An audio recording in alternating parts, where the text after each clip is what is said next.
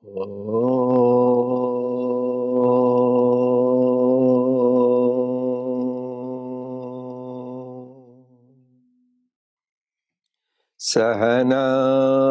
vavatu Sahanau bhunaktu Sahaviryam karavavahai Tejasvinavadhitamastu Ma vidvishavahai.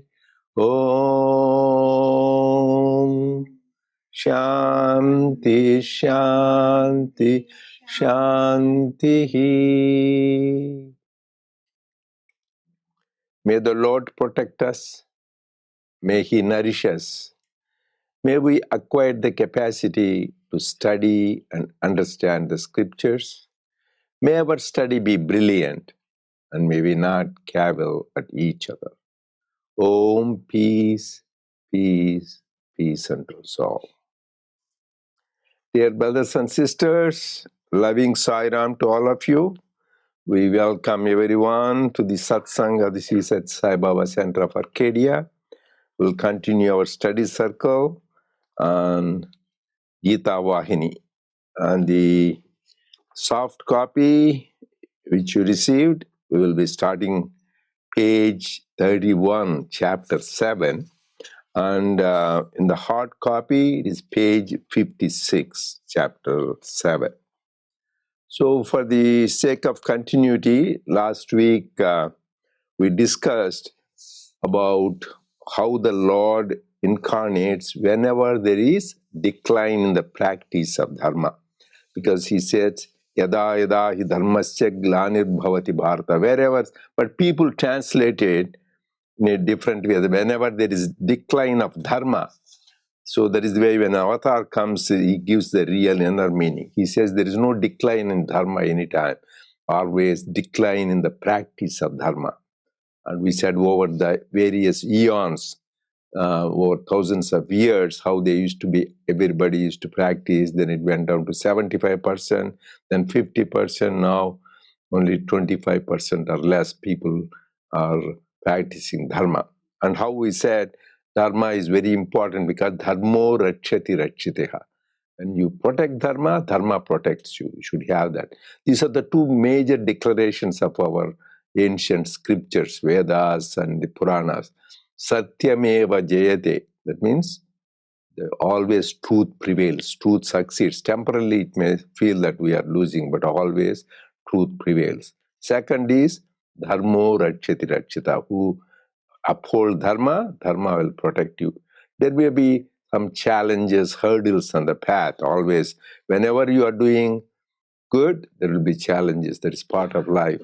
So when you face the challenges, it improves our spiritual muscle. That is why Swami Vivekananda said, somebody says this is like a school where you learn various lessons. He said, no, this is like a gymnasium where you go and try to increase your muscle strength, right? People go treadmill or things or lifting weights.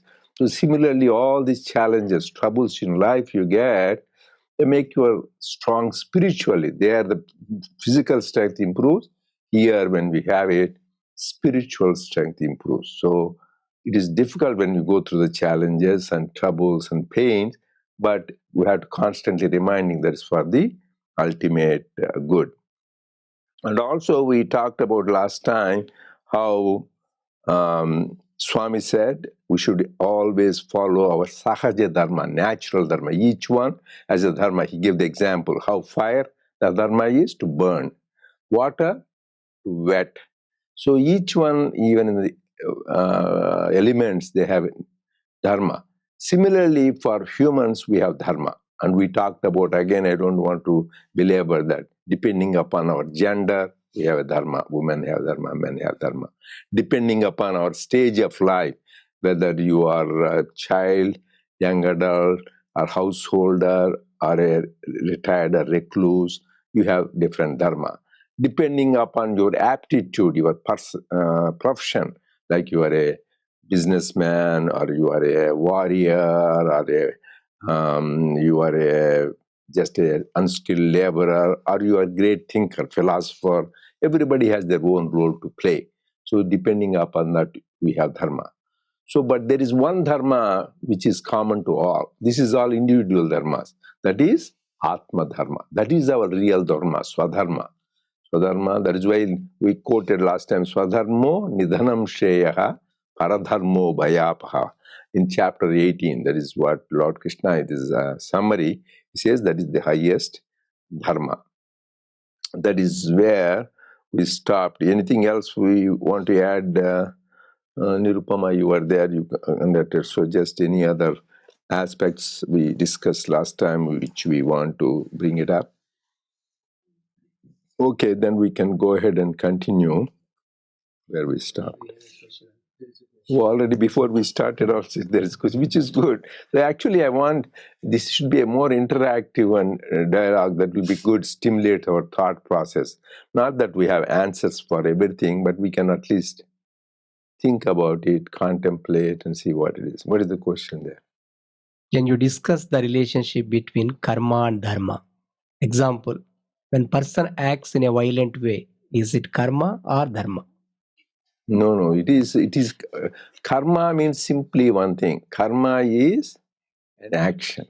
That's all. Karma is action. What is an action? People think is hitting, or that is not. Any action by the thought, word, or deed, all are actions only. That's why in karma we said, oh, he has to pay for his karma. And Jesus, all the people agree, even Jesus said in the Bible, as you sow, you reap. Swami beautifully says, you put a mango seed, you can't expect a neem tree. If you add a thorn seed, you'll get a thorn tree. So as whatever you do, and same thing in life, whatever you sow, you reap. So, and even the Buddhist, all that is common, everything. Buddhist religion believes the same thing, law of karma. Jainism believes, and automatically Sanatana Dharma, we always believe in the theory of karma. So here says, oh, I never did anything wrong, why this is happening? So you may have not hit somebody, hurt somebody, but you say some hurting words. Sometimes they say they can damage much more than people. They may, after you hit somebody, it may heal, but they say words could be more seriously damaging to people's heart. That is why, and also so many wars happen because of even Mahabharata. You can see what it is. It because of the words people use, even gestures. They say Draupadi just laughed in a public. So that anything is very important. The actions and also the words. And thoughts, Swami says, the subtler it is, more powerful. Subtler than action, physical action is words. Subtler, you can't see them, but it hurt more than physical action. Subtler than the words are the thoughts. Thoughts are very, very powerful. They can hurt. That is why somebody asked Ramana Maharshi, you don't go anywhere, you just sit quietly, meditate. What you don't do any service? He said, what do you know? Because that is why even Swami Vivekananda said, people sitting in the caves of Himalayas, just doing nothing, they do more service than anybody else. We all do service, giving food, shelter, water. That is all good, but there is much more. Their thoughts are so powerful, they penetrate the walls of the caves, he powerfully says, and they radiate the peace. Otherwise, the world won't be like this. So, coming back to again the things I want to explain. So, that's all karma. So everybody does karma. As he said, nahi kachit kshanamapi jatu tishtatya karma kuti. Every being, from the time you are born till die, you will do some kind of karma. That is, you will think something, or say something and do, and you have to pay for that. Dharma is completely different. Dharma is what kind of action you should do depending upon your gender, depending upon your stage in life, depending upon your attitude. But as I said, highest dharma is Atma Dharma, which then there's no question of karma binding anything at all. As Bhishma said, Yeshame sarva dharmanam dharmodika tamo mataha. Yadbhaktya pundarikaksham stavainache narasudha. He said all kinds of dharmas. You should read to Bhishma told Dharmaraja, king, said you should do this like a king, you should treat your brothers like this, you should respect your teacher. Beautiful Shanti Parva. This whole chapter, thing is about dharma. But then after hearing everything, like you said, well, I know I heard enough thing, but Dharmaraj asked, please tell me, which is the highest Dharma? That's enough. He says the highest Dharma is love thy God with all thy heart, soul, mind, and strength. Who else said that? Jesus Christ said that. Is the first and greatest commandment is this one. This said the same thing. And even in Bhagavatam, it is called Parabhakti. That is highest Dharma. We all have four Purusharthas. Dharma, Artha, Kama, Moksha. These are four. But Panchama Purushartha is Parabhakti. Love, intense love for God. Love for love's sake. That is the highest Dharma. Once you have that, you don't need to worry about anything, worship, family duties, everything. You can forget about it. There are people, saints like that. They just give up everything, but all is their intense love of our God. And recent examples is Sri Ramakrishna Paramsa, how he was God intoxicated, and people thought he was mad because he didn't even bring his wife to Dakshineshwar, and they said there is problem. People get gossip. Oh, this man, poor guy, he got mad. Poor lady was married to him. My father wrote a beautiful poem in Telugu, for people who know, they may understand it. పిచ్చి లోకము కొన్నాళ్ళు నిన్ను పిచ్చివాడవనచిన ఎంత దివ్య చరిత ఎన్ని నోములు నోచినా ఎన్ని తపములాచరించిన కలుగు నీలాటి పిచ్చి. People think the crazy world that you are a madman. But how much tapas one has to do to get that kind of madness? Just give me the little bit of that madness. My life is sanctified. So, because everybody is mad. Some are mad for wealth, mad for power, mad for name, mad for fame. For many things, people are mad. But let me be mad for God. Have that intense love for God. That is the highest dharma. So that is the answer to his karma and dharma. Okay, so now you can I add one? Okay, please. So karma in different context also equal to karma phala. That's the law of karma. Yes. Sometimes they karma phala means results of the karma. Whatever you do, it will get karma. Results you will have. Yeah. But sometimes in the context they use when they say law of karma, that means that the karma phala law that applies. Yes, correct. You are right. That is the result. But how to transcend that? How to? So everybody says, as you sow, you reap. You have to have. But you can still do it karma, but without getting any affected by the karma. That is one of the things. Just you, whenever you completely says, Lord, you are the doer, you are the thing, the results is to you. That is one. That is the thing. That's why the whole Gita is nishkama karma. That is doing it without that is why karmanyeva adhikaraste ma phaleshu kadachana ma karma phala hetur bhurm mates, without any attachment, just dedicate. That is the secret. There is another thing is path of jnana. This is jnanagni dagda karmanam tamahu panditam buddha. Yes, once you know you are that Atma, what is the action is done by whom? Body, mind, intellect. Atma is never, he says Atma never kills, never. Once you identify that minute, you are not bound by any karma. That is what Lord Krishna says. Jnanagni dagda karmanam tamahu panditam buddha. They are called wise people whose karma is burned by the fire of wisdom. So they know, hey, this is body, man, this is all illusion, this is all a dream, this is all unreal. Once they finish, they realize like, you are all in the dream. It happens for all of us. I get nightmares, somebody chasing me, somebody killing, attacking. All there is a problem. But the minute I wake up, the whole thing is gone. There is no more pain, right? Just I had to wake up. Similarly, that is what all this Jnani Ramana Maharshi, Viveka Swami says. The minute we wake up to the truth, this is all unreal, this all looks, it doesn't matter. So because this is all unreal.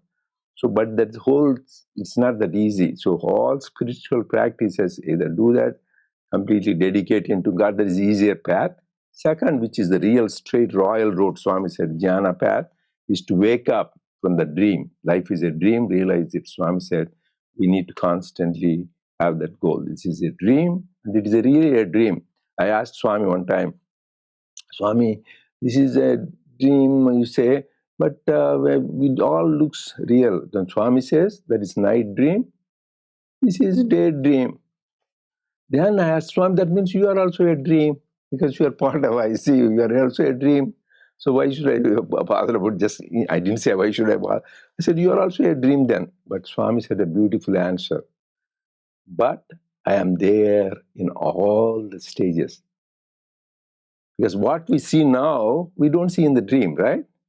What we see in the dream, you don't see in the daytime. It is not the both thing. Whereas I am there in all the stages. That means Jagrat, Swapna, Sushupti, and Turiya. So that is why it is called Turiya, is something which underlying Mandukya Upanishad beautifully describes. That means Swami is consciousness itself. I am Brahman. He is giving indication, hey, I am not just this body. I am there in all the states. And that is Turiya, that is the highest. So that we should remember. Then we are not affected by karma. Otherwise, we all have to do karma. But how to do the karma and not by bound by karma. That is what the whole Arjuna, the Gita says. You kill one person, it is a murder, right? It is. And he says, Lord Krishna says, Hatva sipa imam lokan na hanti na nibhadyati. Because Arjuna didn't want to kill, they are my cousins, they are my fathers, my teachers, my grandparents. How can I kill? Even killing anybody is greatest sin. So many people you are killing. Lord Krishna says, you may kill all the people in all the worlds. Na hanti na nibhadyati. You are not bound by that killing, nor you are bound by the bondage. So that is because you are doing God's work. You are following nimitta matram bhavasarva. You are, once you think you are the instrument of God, but doing good thing, then nothing will bind you. Even killing is such a thing. That is what it is. That is very important to have this clear concept which Lord Krishna gave for us.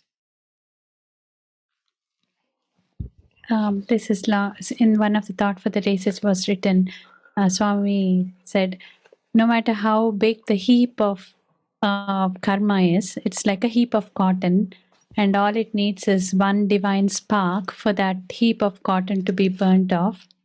Then Swami said, how to earn that divine grace is through love and understanding. Through understanding, we can overcome the karma, and through love, with Swami's grace, the karma will be wiped off.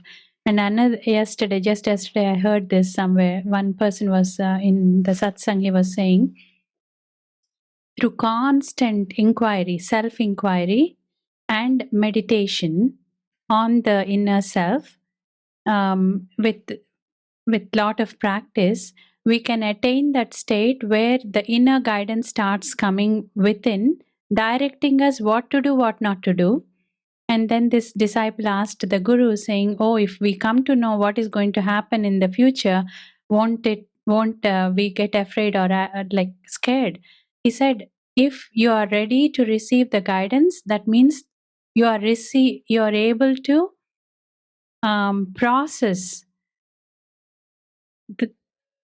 you will be I don't know how you will be given the correct guidance and the capacity to handle what is going to come. So you are transcending the pain, so the suffering is not there.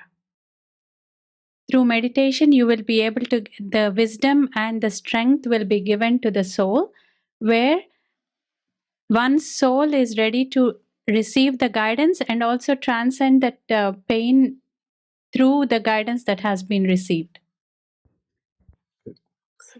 Yeah, we all receive guidance. Is there anybody who, without guidance, we are not able to do any work? Nobody can do anything.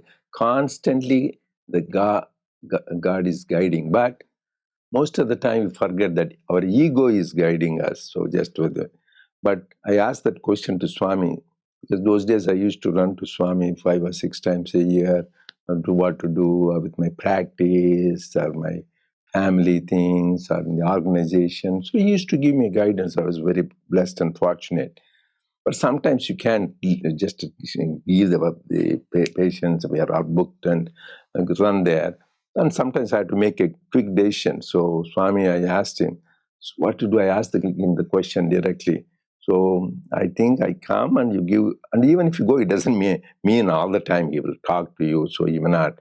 So what to do? How to see? Swami had a very simple answer. So he said, just go and sit quietly in your puja room or wherever place where you are always connected to God for 12 minutes. Just think deeply, Lord, I want this dilemma. Like Arjuna asked, that is why Karpanya dosho upagata svabhava. I am confused which is right or not. Please guide me.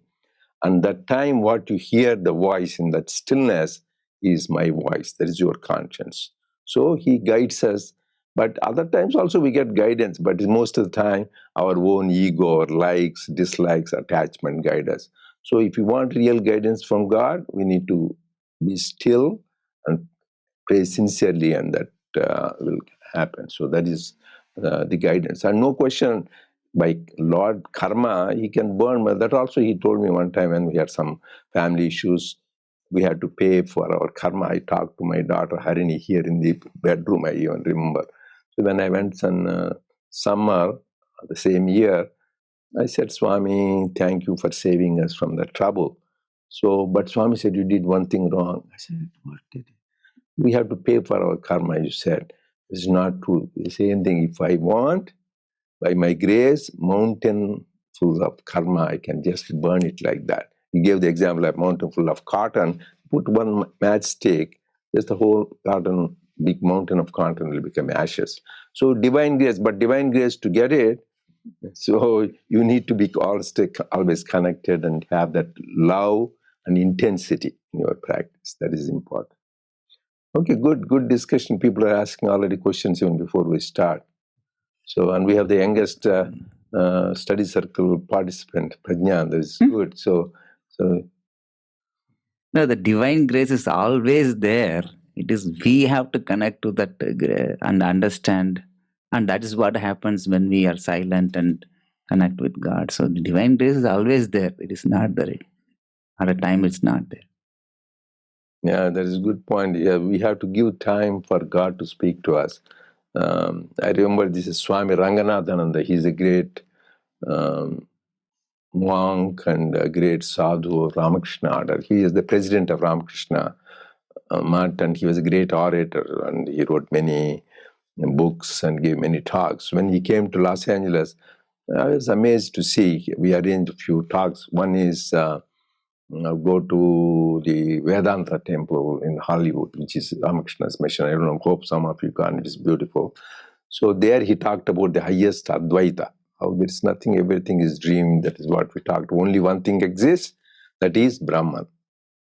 And then we took him to this, the time I think it is Cerritos or someplace, there was a Krishna, Gujarati's temple was there. There he talked about Narsi Mehta's Vaishnava Janato, Janaka, all the things about devotion, how the important to be connected to God is to have pure love. Then I took him to the Malibu temple, our things, because the people need that. There, amazing how there's a great master. So he gave a nice talk, and he talked about only two things there. Cleanliness, because there you go, they break coconuts and make it dirty, do this. First, have cleanliness outside and inside. Second thing is silence. You go on talking, but how can you listen to God? All of you chat, you think this is a social place. The man and woman, all this is going on, talking. So two things only he talked, which in a temple says you just maintain this cleanliness, shuchi, antarbhahi shuchi, and second is silence. That is why we emphasize also here after going, just watch, take the vibration. Swami was very particular in Prashantilayam. He said after the thing, darshan, if you talk, he says, I will take back all my vibrations, what I gave you. It is scary, so to think. So if you want, so just you need to be assimilate that and keep those vibrations. Okay, so now we are ready, or even anybody has any other comments? Okay, go ahead. Anyway, there's nothing like we need to finish this today. This not no emergency. This is just satsang where we exchange thoughts and see how we can practice in our life. I'm actually going to repeat the last sentence from last week because I think it leads in well. Mm-hmm. How can fire be fire if it has no power of combustion and light? It must manifest the Dharma to be itself. When it loses that, it becomes a lifeless bit of charcoal. Similarly, man too has some natural characteristics that are his very life breath. They are also called saktis or abilities. They can be identified as men only so long as these abilities are found in them. If they are lost, they are no longer men. To preserve and foster such qualities and abilities, certain modes of behavior, lines of thought, are laid down. Dharma will not decline if these acharas vicharas are kept up.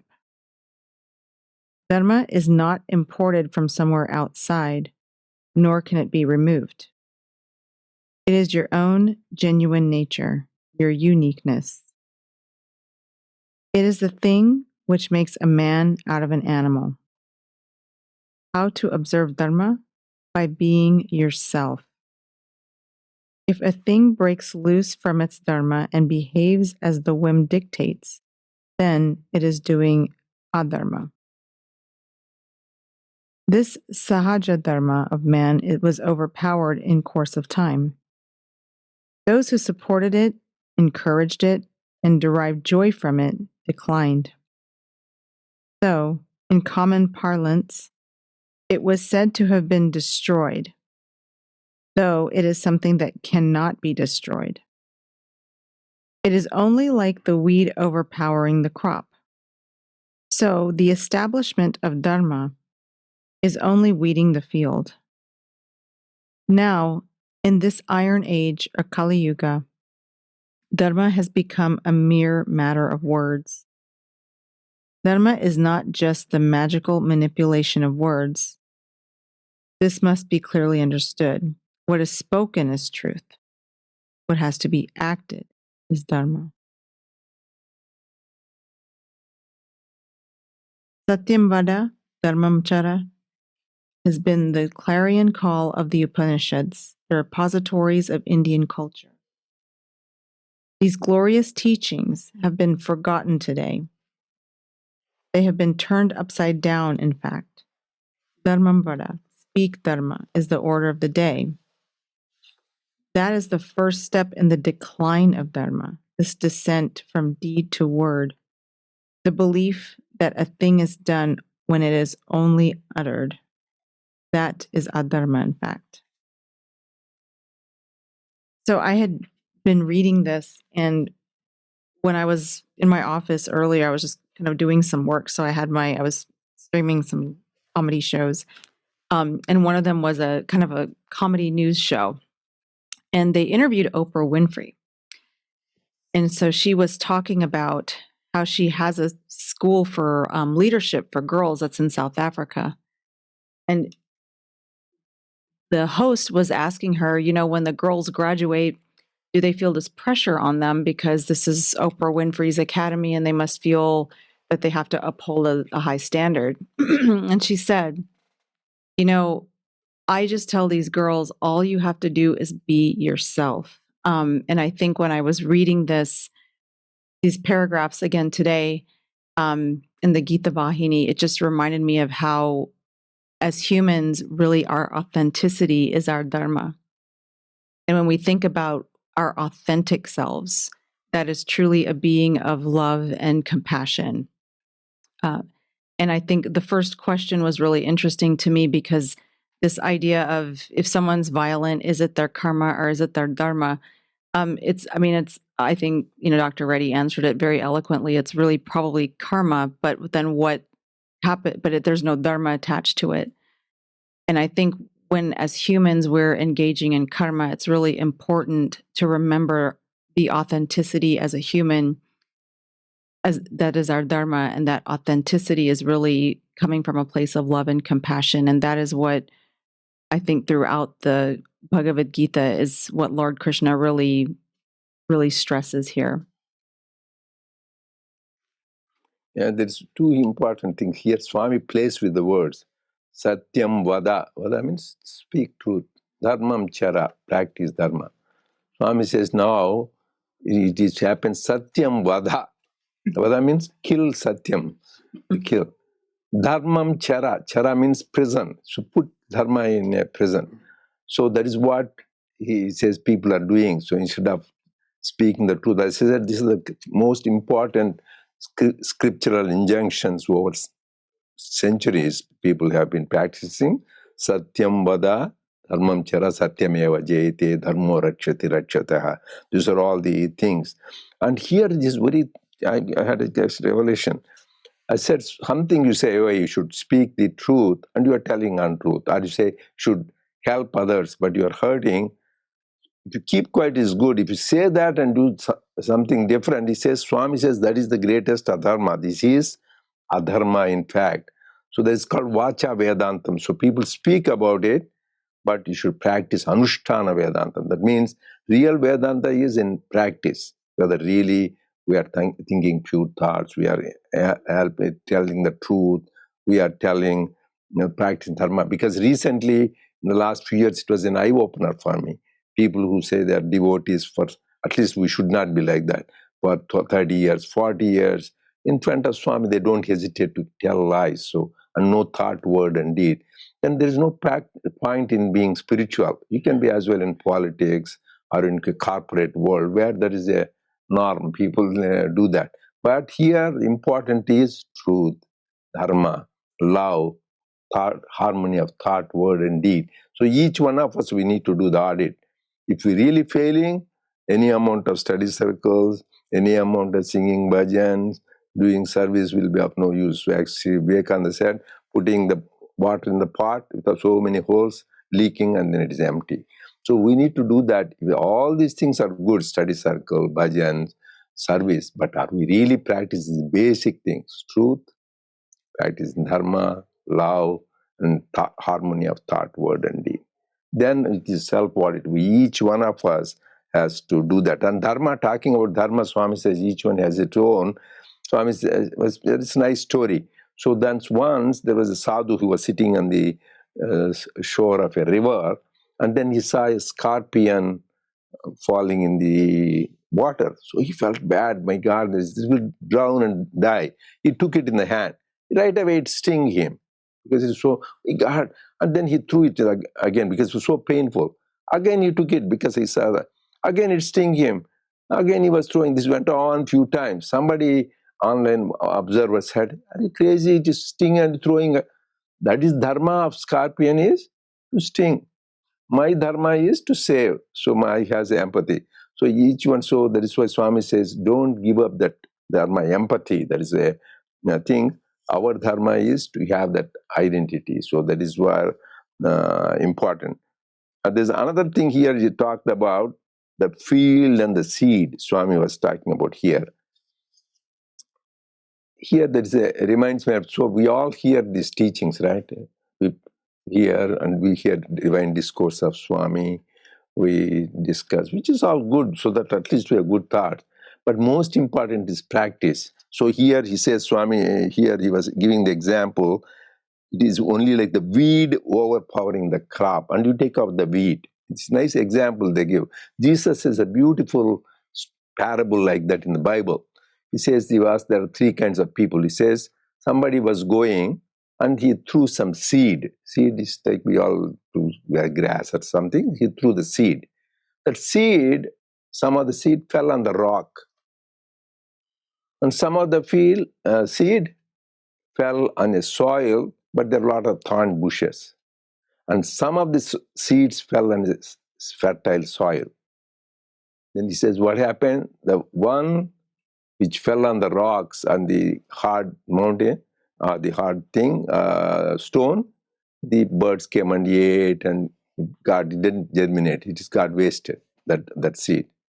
The one it fell in the soil, but it grew, but there is these thorns and the weeds, like Swami says, they covered it and that the crop didn't go. And the third is where the soil is good, where the crop went, good harvest and everything. And similarly, we are all three kinds of people. So it says some things we hear, it goes on the stone, nothing happens, no results. They dry up, and like Swami says, goes in the one ear and goes in the other ear. There are also another story of three statues. We'll talk some other time. I shared that before. And another thing is, it germinates, okay, it's good. Then other distractions, worldly distractions come and then choke the spiritual growth.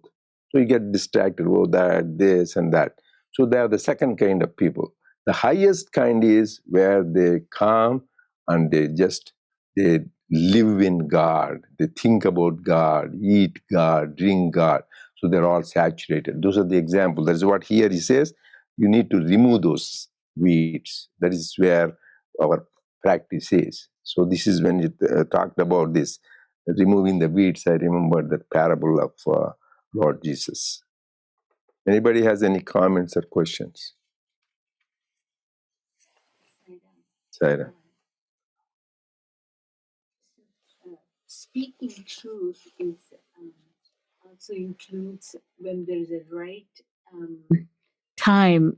Excluding the information is also not speaking truth. When there is a that is the truth. So, but the main thing is there also we need to watch. Swami said this is why it is all tricky thing. Satyam bruyat, priyam bruyat, na bruyat satyam apriyam. It says when you're speaking the truth, tell the truth. Don't speak unpleasant truth. Like somebody doesn't look good, their outfit is not good, yeah, that looks ugly. But at the same time, it is not good outfit, and you say, "Oh, so nice, very good," and then behind says, that is untruth. But when you think something is not, to keep quiet. You don't need to make comments. So silence is the best in all this situation. If you tell that thing, you are really telling a lie. So something it is not good, and you are telling it, that is thing. But something is not good, you don't need to tell. That hurts that person's feelings. So this is the balance you need to do that. Satyam bruyat, priyam bruyat. But because just to please somebody, don't tell untruth. That is also a sin. So this is the truth. But there the highest truth is just how the love is the one where you are really trying to help. And also there is a Satyam and Rutam. Swami says relative truth is there. Like we say sun rises, sun sets. That is Rutam, that is truth, right? That is a fact, right? Every day the sun. But really the sun rise and set? No, right? There is no sun. But practical thing is saying sun rises and sets. Fact. The ultimate truth is sun never rises, sun never sets. But practically we say every day sunrise, sunset. Every day weather things you say the time of sunrise. So these are the things you need to. Absolute truth is only Brahman. So that is what in the answer, that is the question you had, right? What is truth? But main thing is, Sri Ramakrishna said, if somebody practices truth for 12 years, never tells lies for 12 years only, whatever he says will happen. Whatever he says, anyway, Swami is an avatar, so whatever he said, he will come in 8 months, the hospital, super specialty hospital, here to add a room for us in the house, it took 1 year, 3 months. There, the whole super specialty hospital, he said that everybody could not believe that, how he can do that. And it happened. So many things like that, great projects, you do that, because he has that God we call Vajra Sankalpa, determination. So whatever he says, becomes truth. That is the power of truth. When you speak the truth, whatever you say still happens. So at least we should try our best to not tell lies. So there is it reminds me of the story of Vamana and Bali. Does anybody know? This Bali king emperor is a very good man, but he got a little arrogant. God wants to teach him a lesson. So the God asked nothing. I want 3 steps, 3 foot, that's all. So he says, yeah, that's a big deal. He's a king. It's not a big deal. He said he will give. But his teacher, Shukracharya, he's a smart guy. He says, this is somebody who is tricking you. he's trying to take away your whole thing, which is true. It happened with one foot, he covered the skies, and one foot the earth, and one began. Next foot he has to put on top of his head and destroy. He says, no, you can tell lies in some special situations. So what is this? He says, Vaivahikamulandu and Jagadamandu Vittamana Bhangamadu. He says, whenever you have a problem, you may lose money, you can tell lies. Or when somebody is going to dishonor you, you can tell lies. And when you're trying to fix a wedding or doing that time, you can tell lies. Then what is this? You are telling means you can tell lies in sense of that. But Bali is such a great man.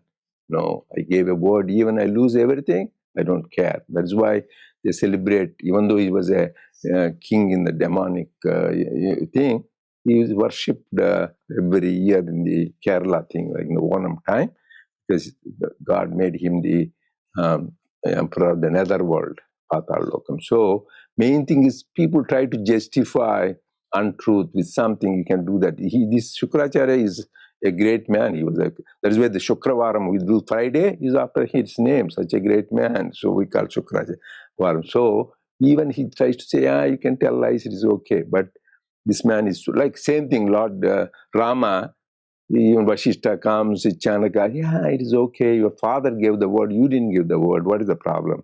But he didn't say, my father gave the word, I will have. People who are steadfast, they don't yield to this thing. People always try to manipulate aside. We need to have that steadfast commitment to the principle. Okay, I think time is up, we'll continue. Oh, question, okay. A little girl was physically assaulted at a holy place and was told by her attacker that it happened because of her karma. Was this really the little girl's karma, or did the attacker use this as an excuse? That's what I call, that's called Vacha Vedantam. That means just trying to justify actions people do that. So actually this is also a story Swami said. So one guy he did, and he did murder somebody, and he was brought to the court. This guy is trying to use philosophy. He says, that judge said, hey, you killed, who killed whom? I am not the doer, you are not, so just who killed whom? I am not this body, that is not. Okay, that is good. So we'll give a death sentence to you. How can you give me death sentence? Who gives death sentence to whom? So like the people who use the logic for this, they get the punishment. So ultimates and the highest sense, that girl got it because of her previous karma. This guy did it, but he has to pay that karma. So the law of karma is whatever you did, you have to pay for it. There is no question about it. The most important thing is the intent, the attitude of what you have inside when we are performing that karma. It's not just karma, what karma is karma itself, because the action is action. But the intent, the Lord is actually looking into your heart and see how you are doing it. That's why sometimes even patram, param, all some small things, even though you give big things, that's not Swami is interested in. How the heart, how much pure, about how we give, that's pure, then Swami will definitely accept.